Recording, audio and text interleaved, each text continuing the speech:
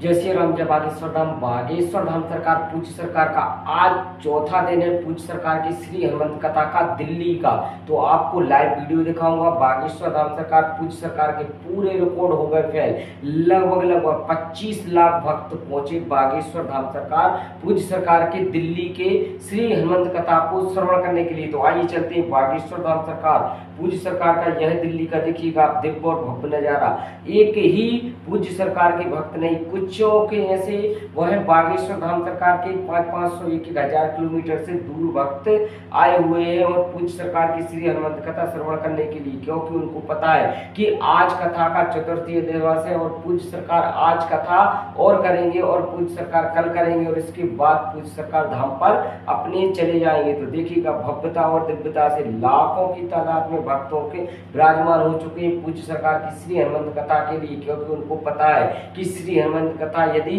हम सुन लेंगे तो हम भवसागर से पार करने के उपाय पूज्य सरकार के मुखारबिंद से सुन लेंगे। तो देखिएगा बागेश्वर धाम सरकार पूज्य सरकार उपदेश देते हुए सभी भक्तों के लिए और स्टेप बाय स्टेप पूज्य सरकार सभी को, क्योंकि विगत चौथा दिन है आज, वह लगातार 3 दिन से पूज्य सरकार श्री हनुमंत चरित्र और सुंदर कांड की बहुत अच्छी चौपाई भी पूज्य सरकार सुना रहा है और साथ ही साथ सभी को कृतार्थ कर रहा है। तो देखिएगा आप वीडियो में श्री बागेश्वर धाम सरकार पूज्य सरकार की यह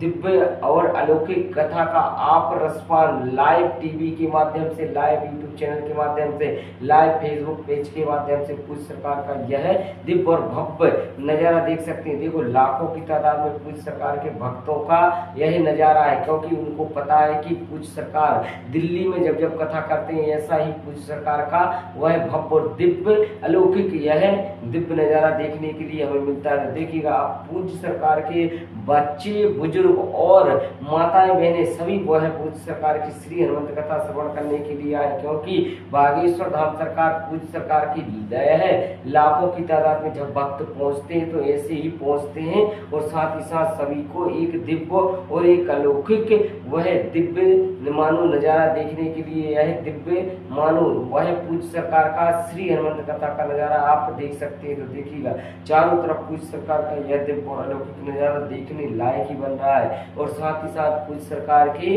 भक्तों में एक ही आस है कि पूज्य सरकार श्री हनुमंत चरित्र सुनाए रहे हैं और हमें कृतार्थ कर रहे हैं और साथ ही साथ सभी वह भक्तों के लिए सबसे ज्यादा यदि स्नेह और प्रेम रखते हैं तो वो दिल्ली के भक्तों से, क्योंकि दिल्ली के ऐसे भक्त हैं जो वह पूज्य सरकार का इंतजार करते हैं कि कब कथा पूज्य सरकार आने वाले दिनों में सुनाएंगे और कब हम श्रवण करेंगे। तो ऐसी दिव्य और अलौकिक कथा श्रवण करने के लिए वह बच्चे बुजुर्ग और सभी माताएं बहनें वह किस तरीके से विराजमान है और साथ ही साथ पूज्य सरकार की इस हनुमंत कथा को सुनने के लिए पूज्य सरकार के भक्तों में एक हुर्ची लग जाती, क्योंकि उनको पता है कि बागेश्वर वाला ही सरकार की दिव्य और अलौकिक कथा सुनना है तो वो हमें केवल दिल्ली में ही सुन सकते हैं। तो देखिएगा पूज्य सरकार का दिव्य नजारा कितना प्यारा और कितना भव्यता से पूज्य सरकार श्रवण करा रहा है और साथ ही साथ हनुमान चरित्र सुनाने में, क्योंकि प्रभु चरित्र सुनवे को रसिया राम रखन सीता मन वसिया। पूज्य सरकार श्री रामलला सरकार के गुणगान करते हैं और साथ ही साथ श्री बालाजी सरकार की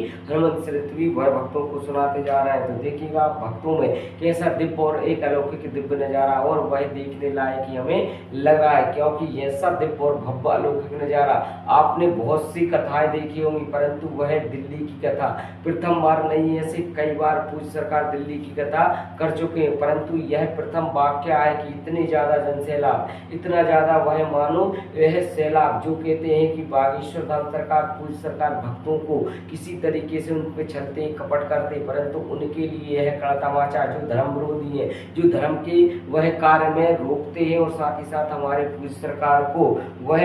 मानो ऐसा करते हैं कि इस तरीके से यदि वो किसी तरीके से पूज्य सरकार के कार्यरत में वह हस्तक्षेप करते हैं और वह पूज्य सरकार हस्तक्षेप करने के साथ साथ वह धर्म विरोधी हमेशा पूज्य सरकार के लिए नीचा दिखाने के लिए उन पर तकंजा कसते हैं, उन पर टिप्पणियां करते बद्दी, परंतु मैं आपको बता दूं यह दिल्ली का भव्य दिव्य नजारा देखकर उनकी भी आंखें फटी की फटी रह गई। जो कभी कहते थे बागेश्वर बाबा लूटते हैं, बागेश्वर बाबा वह चलते हैं और साथ ही साथ हम वह भक्तों को मानो केवल रुपया पैसा ठगते ऐंठते, तो ऐसा अब नहीं है, क्योंकि पूज्य सरकार पहले से भी 1 रुपया नहीं लेते, ना दिव्य दरबार में वह 1 रुपया शुल्क लिया जाता और ना ही कोई कथा में 1 रुपया का शुल्क लिया जाता। परंतु आप देखिएगा दिल्ली के भक्तों में एक अलग सी जाग रही, एक अलग सा ही वह भव्य और दिव्य नजारा देखने को मिल रहा है। तो इसी वीडियो में बस कितना ही। यदि आपको नेक्स्ट वीडियो और देखना है तो वीडियो में आप चैनल को सब्सक्राइब करें और बेल आइकन जरूर प्रेस कर ले, जिससे कि आने वाला नोटिफिकेशन आप तक